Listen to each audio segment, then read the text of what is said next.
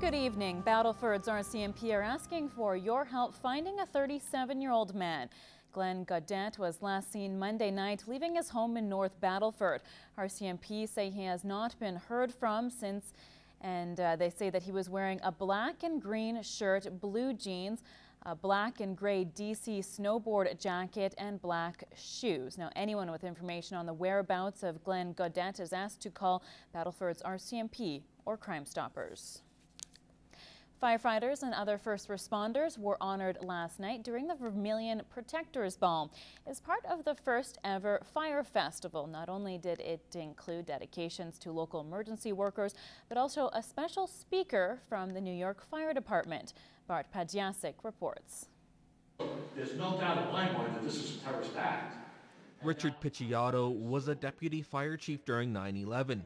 Working in the North Tower when it collapsed, he was buried under rubble for nearly 5 hours before he was rescued. I was explaining to mostly firefighters here from Vermilion and the surrounding Alberta counties of what it means to be a fireman and what it meant to me. His talk was an emotional one for local emergency services. While it was going on, I looked around the room. So many people were leaning forward, so many people were quiet. You know, they were enthralled with what he was saying.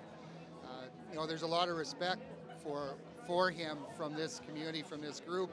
The presentation was great. The Fireman's Ball was just one of the events scheduled for Vermilion's first ever fire festival.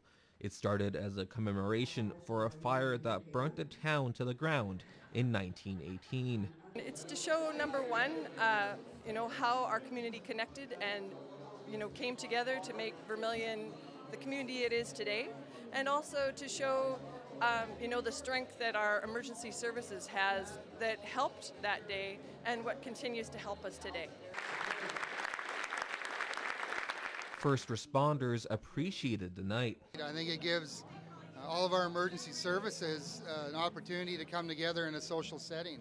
So many times we're out working together a couple hundred times a year, but the only time we see each other is out in the highway, out at a fire scene. And it's those sacrifices that Picciotto says makes him proud to be a former firefighter. It's tremendous being a part of that brotherhood, the brotherhood of firefighters, because we all have that same common denominator that we enjoy helping people. It gives us joy helping other people. The festival goes on until April 10th. For more information on the events, go to the Vermilion website. Bart Padjasic, Newcap News. Hundreds of people came out for the 11th annual Cash for the Cure banquet in Wainwright last night.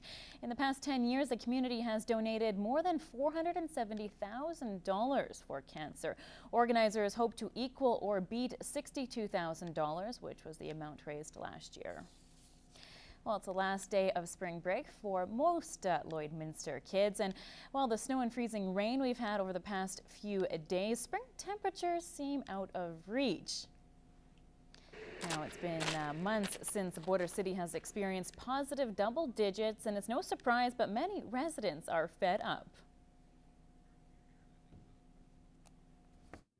Oh, I could like the snow to go away. It's been quite the winter so far, so yeah. I think we're due for some spring. I don't like it that much. Yeah. It's cold. I kind of just wish the snow would go away. Think about this weather. Love it. More snow, please. More? As tired as people may be of all this snow, at least people in the border city are in good spirits.